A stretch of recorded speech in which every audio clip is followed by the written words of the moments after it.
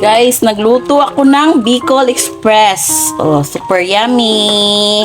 Ayan guys, ang sarap ng ulam namin. Pero hindi pa ako nakasaing guys kasi brown out dito sa amin. Kaya, tas ang anghang-anghang nito guys, grabe.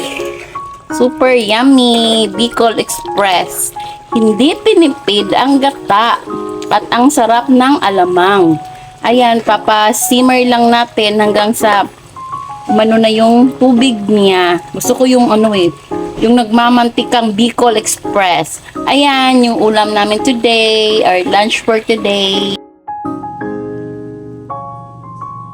At yan guys, luto na yung Bicol Express natin. Kita niyo yan, nagmamantika at konting-konti lang yung sabaw niya. Napaka-creamy at yummy, kaya kain tayo!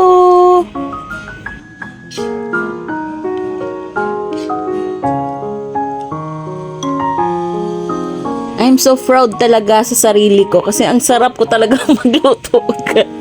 Ewan ko ba, basta pag ako nagluto, sarap na sarap ako magluto talaga. The best talaga. Kung pwede lang ipatikim ko sa inyo yung luto ko, magbebenta. Ito talaga yung ko. Yung gift ni God sa akin, yung magaling magluto. Kaso lang guys, tinatamad kasi akong magbenta ng mga pagkain.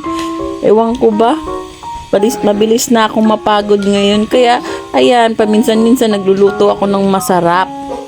Buti na lang umilaw ulit at nakasaing na ako kasi nasa rice cooker ako nagluluto. Kanina brown out. Kaya yan guys, sarap na sarap talaga ako sa Bicol Express ko.